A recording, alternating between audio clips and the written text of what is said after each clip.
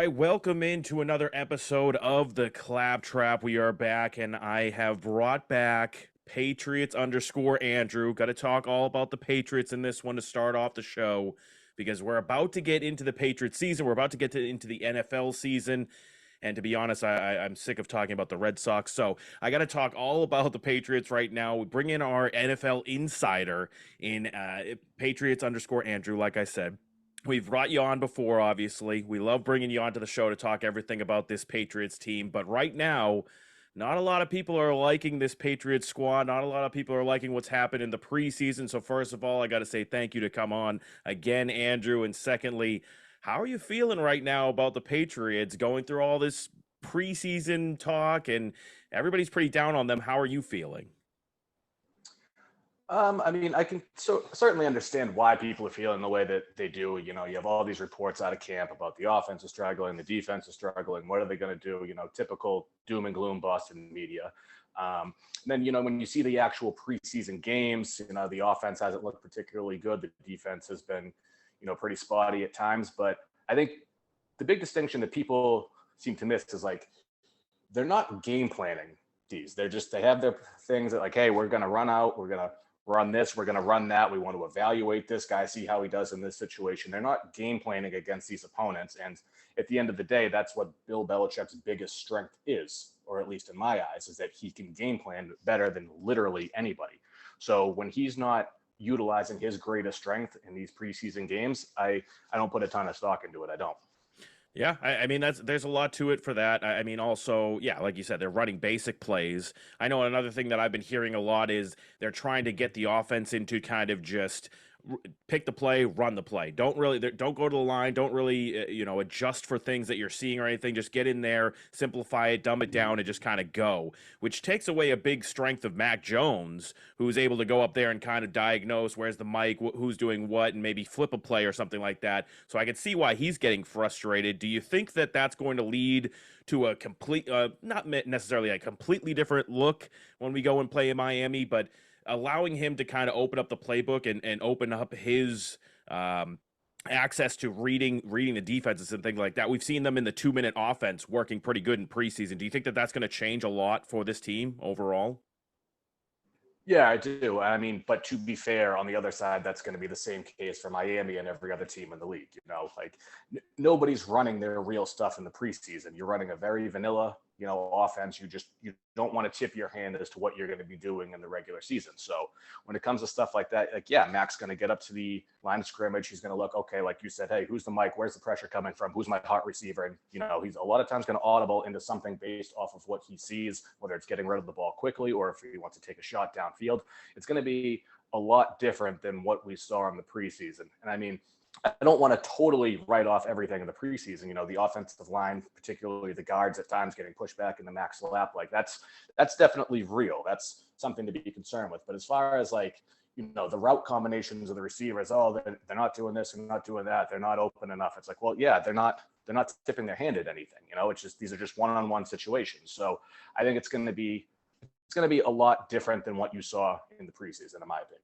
I would hope so. I think we all hope that at this point it's going to look a little different, and you know they aren't giving out. I know that the kind of sometimes the homers say this, sometimes people are just joking when they see this, but Bill holds back on certain plays until later on in the season because he doesn't want to give all of his plays away. And I'm sure that's a similar thought process for the preseason. That's not what you're trying to do. You're not trying to actually show your hand as to this is the kind of offense that we're really going to run. You're just trying to go out there, get some reps in, and try and hope that nobody gets injured and go from there.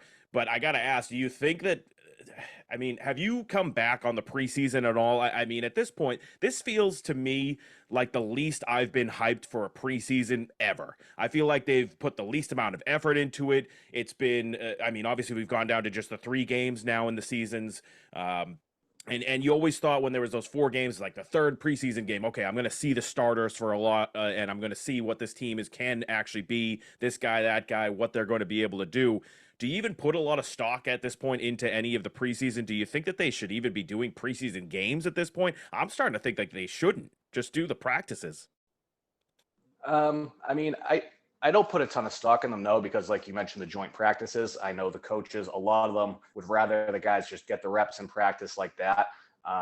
I definitely think that they should keep going with at least 3 preseason games because at the end of the day, you have to have a ramp up period for these guys. They have to get acclimated to going full speed out there, taking contact, stuff like that. Otherwise, I think if you were to get rid of preseason games, I think you'd see a lot more early season injuries, particularly like soft tissue ones, just because the conditioning is not there. Because you can run as many drills as you want in camp, at practice, whatever. But at the end of the day, you just can't simulate like game situations and game speed specifically. Yeah. No, that's true. And the injuries is always a factor, and obviously that's going to play a big role going forward, not only for our team but other teams as well. And you didn't see a ton of real major injuries for the Patriots so far, probably because they've been holding back a lot of their players. I know you got guys, fifth string wide receivers like Wilkerson, who's going to the IR, and different players who are going to be doing that. And you just had the cut downs as well. Do you feel like there was any players that you were surprised that got cut? Do you think that there was any players that you wish they would have kept? I know we have guys like Devin Asiasi. He was the only one that was picked up from another team. He got let go. And that makes it look a little interesting from the tight end perspective of when we drafted those guys and what they weren't able to do, basically him and Dalton Keene. Were you surprised by any of the cuts, or were you thinking that they was kind of spot on with where you were lined up thinking for the team? For the most part, I mean, once Asiasi got cut, who like I know he got claimed, but it kind of feels like a lot of teams are just throwing darts at the tight end position right now. You have like OJ Howard and guys like that getting claimed. But once Asiasi was cut, I expected Lil Jordan Humphrey to make the initial 53 kind of as a hybrid tight end, so to speak. That with like, obviously his special teams prowess, I thought he would have made the 53 for sure once that happened. But he did get brought back on the practice squad. It's the same rules as the COVID years, where you can have 16 guys, 3 game day elevations. So I wouldn't be surprised if we see him on the active roster at some point this year. And then on the other side of the ball, the defensive lineman from Alabama, LeBron Ray. I was really high on him. He was a 5-star recruit. Just really couldn't stay healthy, but he has like the body and the frame to be an NFL defensive lineman. He looked pretty good in practices. I think just because of how often he wasn't on the field in college, he's going to need a little bit more of a ramp up period, but he's shown flashes and he looks good. He also made it to the practice squad. So there's actually quite a few guys on the practice squad that I have high hopes for. Yeah, and nowadays the practice squad means even more, right? Because since COVID and everything like that, they've actually put more emphasis on the practice squad and making sure that those players, I know they're getting paid more now to just be on the practice squad as well. So it's actually a position that people want to go for. And yeah, I was a little upset that little Jordan Humphrey didn't get picked for the team just because of his name alone. I've just liked him just because of his name. I mean, how can you beat Lil Jordan Humphrey? That's a great name. So hopefully we'll get to see him at some point. I know he put in a ton of effort in the preseason, obviously, like you said, on the special teams unit as well. So he's going to work for that spot. Those are the kind of guys that Belichick likes. So I wouldn't be surprised if we see him at some point along the line. And hopefully we do, because I do like the guy, not just from the name, but I do like the guy overall. And we're talking with Patriots _ Andrew, my good friend Andrew, about everything Patriots football right now. We're about to get lined up for the season. It's all starting next weekend, or next Thursday, I should say. And we've seen the preseason. We've gotten all the reports. We know that a lot of people are down. A lot of the media, as you said, the doom and gloom Boston sports media are very down on this team. When some years they're up, some years they're down. When you think that they shouldn't be. Have you changed your mind at all after all of this going into the season? I believe when we last talked about this team, you said that they were maybe a 10-win team, somewhere around there. Do you think that you're changing your opinion on that right now with the way that things have played out for other teams, like for example the Browns, who are not going to have their starting quarterback when we play them, or the injuries and things like that, and the way that the Patriots have looked? Have you changed your tune at all? Do you think that they're still around that type of win team, 10 win team? Do you think they're more, less? Where are you at this point? I mean, I have them at 9 if I, had to pick a number and put money on it right now. The Vegas over/under is set at 8.5. They're typically pretty good at what they do, and just based on the odds at 8.5, seems Vegas tends to lean towards 9 wins for them. So, you know, if you ask the Boston media, they're a 4-win team. You know, if you ask some of the homers around here, hey, they're Super Bowl contenders. The answer usually is somewhere in the middle. You know, they're definitely not a contending team, or at least I wouldn't expect them to be. They'd have to get extraordinarily lucky to be the team that, you know, comes out of the AFC. But I think it's just another building block here. I think you're going to see, you know, a little bit of experimentation kind of with the offense this year to see like, hey, like what do we need to do to rectify this in 2023 when we have all this cap space? So I think a lot of people have gotten kind of spoiled by the 20 years of success that we had here, that it's like, this is year 2 of a rebuild. Like winning in the NFL is very difficult, and you don't have the anomaly that is Tom Brady here anymore. You know, it's going to take time, and, you know, it's not always linear progress. Sometimes, you know, it's going to be two steps forward, 1 step back type of thing. But I think at the end of the day, the window for this team to truly contend opens in 2023, as long as they continue to develop players, if they can, you know, have a strong draft this coming off season, and if they bring in the right guys in free agency. Yeah, and it seems like it's going to be another year of hopefully they're going to be spending in free agency after this season.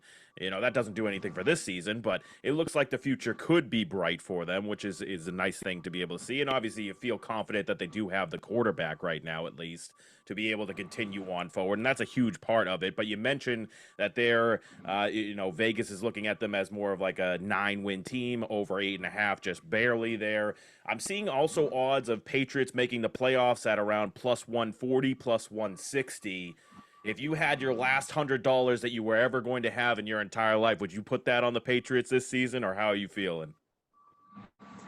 Well, I think just over the course of a season, there's so many things that can happen, whether it be injuries. I mean, you know, they could week 1 go out and lose Trent Brown for the year, knock on wood, and, you know, but that's going to change the entire season-long outcome, all of their projections. So I think there's a lot smarter bets that you could make with that last $100 for sure. But I wouldn't totally rule them out of the playoffs. I mean, I would certainly rule them out of a deep playoff run, but I mean, a lot of people would have ruled them out of the playoffs last year, and they made it. Granted, they got spanked, but they still made it to the playoffs. And I think a lot of those Vegas odds are based off not only the Buffalo Bills being in the division, but also looking at Miami being up and coming, which they have a really strong roster. They got a couple of dynamic threats on offense. They got some real players on defense. They finally went out and got themselves a left tackle. But at the end of the day, it's still a rookie head coach who's never done this before. And you know, Bill Belichick typically, when he plays against a rookie head coach, the same way he does against a rookie quarterback, he kind of tends to pick them apart and make them look bad. Now, I'm not saying that'll necessarily happen week 1, because at the end of the day, that's a pretty stacked roster, but things were already kind of starting to shape up in the Patriots' favor for week 1. I mean, you have Jalen Waddle dealing with some undisclosed injury. He hasn't been practicing. Byron Jones, a number 2 corner, who's, you know, a number 1 corner on a lot of other teams. He's starting the season on IR. He won't be out there. So a lot of those dominoes are starting to fall. And I think the strength of the Patriots right now is certainly not star power. I think we can all agree there. And while they lack in depth at some positions, they have a ton of it at other positions. So I think depth is really the kind of the strength of the Patriots team right now. And that a lot of times wins out over the course of a 17-game season. Yeah, I mean, that's going to be a huge factor to it. Obviously, a lot of these games are going to be knockdown, drag-out battles for the Patriots, that they're going to be hopefully in it. And, you know, you can hope that this Patriots defense, we've heard some decent things about them overall. They'll be able to keep you in it, and then you figure out the offense as you go a little bit. But you mentioned Trent Brown. That could be a major focal point on the team. Obviously, he switched over from right tackle to left tackle going into this season. And as you said, you know, if you were to lose a player like that, that could change your entire season. It already kind of feels, though, like you're starting to lose him mentally going into the year.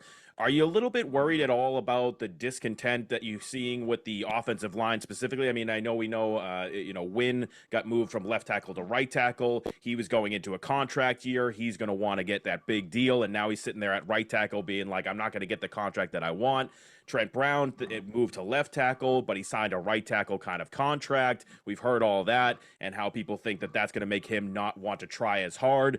Are you worried at all about what you're hearing behind the scenes about these guys kind of having some negative thoughts about their changes in their roles? Do you think that that's going to affect the team at all, or where are you at with all of that? I mean, it definitely can. I don't worry about it to the degree of a lot of other people do because they're like, hey, what if we lose this guy mentally? He just gives up. Well, hey, man, at the end of the day, you're on a contract year and you're playing for that next contract, so you need to put those feelings aside if you want that payday because whether you get it here or whether you get it somewhere else, if you don't perform this year, you're not getting paid. And I mean, somebody like Trent Brown, I understand you came back in kind of a team-friendly deal, to make that trade work with the Raiders. You wanted to be back here. You came in the understanding that you're playing right tackle. You get moved over to left, and that's obviously a much higher paid position. A lot of people look at it as a more crucial position. I think I'm not so sure that's the case nowadays with the best, edge rushers kind of going back and forth from each side. Right. But I think with Trent, I think he'll lock in mentally once the season starts because he's just so physically dominant that it's like once he gets his hands on a player, like the rep's over. That's it. Like you're not moving him, you're not disengaging from him. He's just an absolute mountain of a man. And I think at the end of the day, New England is where he wants to be. He's been pretty vocal that he likes it a lot better than any of his other stops in the NFL. And I think the Patriots might redo his deal, extend him during the season or something, give him a little bump this year and some security for next year. When you look at the Isaiah Wynn thing, I mean, he wasn't getting a big payday next year, whether he's at left or right tackle. I mean, I've had him written off for quite a while. I was very surprised over a year ago when they picked up his fifth-year option. I was not a fan of that move, as we've talked about on here. I wanted to draft his replacement in this last draft in the top 2 rounds, as we talked about. Obviously, that didn't happen. I think that's going to be a high priority for the draft next year. But I think Isaiah Wynn, regardless of what happens this year, he's going to be gone at the end of the 2022 season. And I don't think he's in line for a major payday. And I don't think where he plays this year is going to change that. Yeah, he's going to have to show up one way or the other, like you said, to get that contract. So yeah, make the best out of the situation that you're in. But I hope that you're right with Trent Brown as well. I think you are right because there's nothing more intimidating, I would think, on a football field than seeing Trent Brown coming out on a run play and running upfield to be able to try and block somebody. That's got to be one of the scariest things that you can see as a defensive player. That mountain of a man coming downfield trying to just blow up somebody as he goes. So hopefully that whole thing works out. Hopefully none of the major off-field issues create any problems for this team. But there's another one that I got to talk about, sticking with the offense right now. In one of my favorite players from last season, Kendrick Bourne, now you're hearing all of these issues. I mean, I guess it hasn't just started. We've been hearing it kind of since the Devontae Parker situation happened. He comes in. All of a sudden, you start hearing things about Kendrick Bourne not liking his role, or Kendrick Bourne not being happy with the what's going on with the team, the new offense, all that kind of stuff. Now you're hearing that there's teams interested in trading for him, and the Patriots aren't going out there trying to shop him, but they're picking up the phone and listening to what people have to say. Are you as worried as I am about the Kendrick Bourne situation? Because at the very minimum, I think he's, at least for this entire offseason, tuned everything out. So he might be able to come back and jump back in and be good with Mac Jones. They created good chemistry, but it seems like he started to tune things out, and maybe that's because his role has changed. Are you worried about Kendrick Bourne? Not particularly, no. I mean, you mentioned teams are picking up the phone, calling to, trade for him. This obviously there's got to be interest. He's a good receiver. He showed that last year. He could be a breakout candidate for this year, and he's on a super cheap contract. So there's always going to be interest. I mean, the same way probably plenty of teams interested in trading for, Justin Jefferson. Doesn't mean the Vikings are going to do it, I think with Bourne too, he didn't have like that much of a standout camp last year either.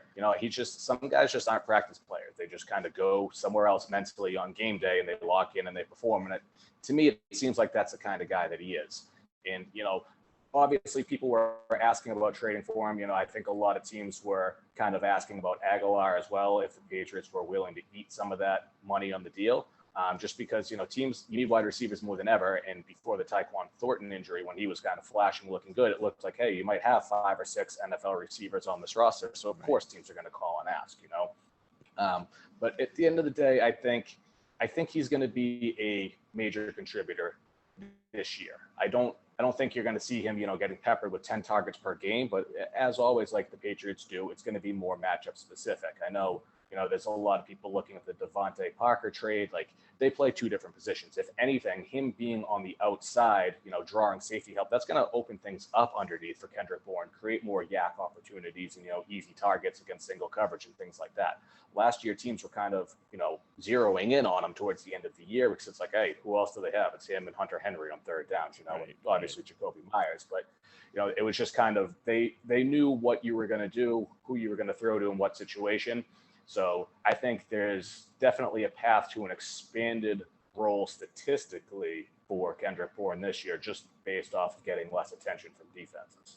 Yeah, that hopefully is the case, and I hope that he does kind of just show up and put all of that nonsense to the side, and let's not have anybody be angry about anything. The team does change. We, like you said, we're still rebuilding. You got to figure out what's happening with the team, what players' roles are going to be, and what we're going to be able to be good at. And I'm talking with Patriots _ Andrew here. We'll bring him on all the time to talk all football topics, and we're talking all about the Patriots right now because they do start up next week, which is a huge time of year. We can't wait as Patriots fans, as NFL fans. Everybody's excited for it, but the preseason hasn't been the best for us.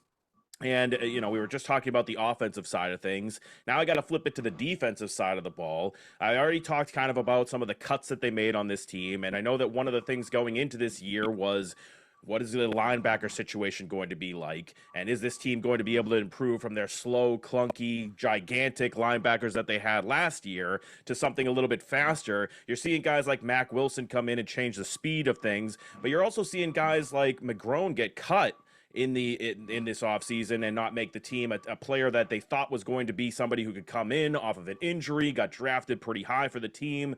Are you worried at all about the linebackers or the front seven at all right now with some of the cuts that they made, or do you think that you're kind of happy with where they're at starting off the season right now? I'm totally fine with where they are in the front seven. Like, eventually they were going to have to hand over the reins to some of these younger guys. I know Cam McGrone got cut. I was pretty high on him coming out of Michigan, but he showed that he can definitely play in the NFL throughout this camp. I think the problem with him is that he hasn't played football since November 2020, when he tore his ACL in college. So it's going to take a little bit of time for him to, ramp up, get some of that explosiveness back and adjust to the NFL game. I mean, I think that's why he's on the practice squad. I think if they thought somebody else might claim him off waivers, they might have put him on the 53, but I think they knew they could kind of sneak him through and get him onto the practice squad, let him continue to develop. You mentioned Mack Wilson. I think that was a great trade. I mean, he's kind of come in, he's faster. He's a coverage specialist as a linebacker. He can do a lot of things. I also like Raekwon McMillan. He's played very well throughout this camp as well. Former high pick. So I was never really worried about the linebackers coming into camp just because I looked at it as, between those two guys I just mentioned, Josh Uche, I had thought about an off-the-ball role for him. You have Juwan Bentley to be an early down thumper. There's also Ronnie Perkins as an outside linebacker who he ended up on IR. There was a lot of guys that had been highly drafted that were in the mix. So it's like, you have 4 or 5 darts like that, like somebody's going to pan out. That was always my expectation of it anyways. Looks like Mack Wilson and Raekwon McMillan are kind of the passing down guys. Obviously, we knew Bentley was going to have his role in early downs. So I'm not really concerned about the front seven at all. If anything, I think the biggest question mark is the cornerbacks. All right, that's a good question because I was actually going to ask you about that next. The cornerback situation, obviously, you saw a guy like Terrence Mitchell, another one who got cut from the team, which I don't know. I mean, I think that he flashed early on in the offseason and the preseason, everything like that, but I guess you didn't really see anything from him after that. You got the Jones guys, the two Joneses coming in for corners as the rookies and everything there. So right now, and you're also having to move guys like Jonathan Jones from a slot position to an outside position. You said you're a little worried about it. What's your biggest fear when it comes to the cornerback situation right now? Just overall how young and inexperienced the group is. I would feel a lot better about it if they had held on to a veteran presence like Terrence Mitchell. I just think, he's a guy who he's going to keep his composure. He's not flashy, but he's fundamentally sound. And, he's just kind of always where he's supposed to be. He's never freelancing, doing any of that type of stuff like we used to see with like Jamie Collins as a linebacker, just running amok, trying to make splash plays. Right. I think I really like Jalen Mills. He's done very well. I would have liked to have seen somebody a little more established across from him. Jonathan Jones has been a pleasant surprise moving out of the slot. I wasn't sure how that was going to go, but I mean, it might just be so game plan specific on defense matchup wise like that too. You have an outside threat like Tyreek Hill, also with Jalen Waddle on the same team. Like one of these guys is going to be lined up on the outside with a ton of speed. So with John Jones being as fast as he is, it does make sense having him on the outside. He has looked pretty good in that role. We've obviously seen flashes out of Jack Jones in the preseason. He's got a nose for the ball for sure, and he can be a little risky in coverage sometimes. So I think that's kind of where I'd want to see more of a veteran, just in case he kind of goes off the rails early on in his career, as young players tend to do. Just growing pains. Marcus Jones has been everything he's been advertised to be, but at the end of the day, he's a smaller guy. He's pretty short. Kind of has to play the slot. I mean, there's definitely a ton of potential with the group, but I think we might see some growing pains early on. But I mean, that also tends to be the case with the Patriots defense year after year too. So we'll see. Yeah, it's going to be a big question mark of the team, and I've been hopeful. We had talked about it before. I've been hopeful that maybe the safeties that we have on this team. Obviously, you got McCourty, that's always going to be back there. I mean, I like Duggar, even though he made made like one of the worst plays that I've seen in preseason in that third game there. So do you feel confident that the safeties, we talked about this before, it seemed like they were bringing in a lot of safeties. Maybe they're trying to change up the way that the defense is going to be run, play a lot more of those guys, maybe in even middle, in like linebacker type situations. Do you think the safeties are going to be able to come through and make up for a lot of those holes at the cornerback position overall? Yeah, I mean, it's definitely the deepest, strongest group on the defense. I mean, as you mentioned, Duggar, I saw him a couple times in the preseason lineup at outside linebacker. I mean, I saw him absolutely flatten the number 6 overall pick, offensive tackle for Carolina, on a play. So it's like he packs a punch for sure. He can definitely play closer up to the line. I think that's ultimately going to be where his strength is you can kind of just move him around anywhere. You can say the same about Adrian Phillips, who's obviously a favorite of mine. I really like what they've done with the versatility of these guys, because a lot of them, like Jabril Peppers, we haven't seen a ton of him because he's working his way back from injury, but he can be kind of more of a sub-package linebacker. And when you have as many of these different guys that can play so many different roles, you can really disguise your coverage and what you're going to do, who's going to be playing where. And I think we'll probably see a lot more zone looks because of that. It seems like they're just kind of loading up on hybrid athletes on the back end.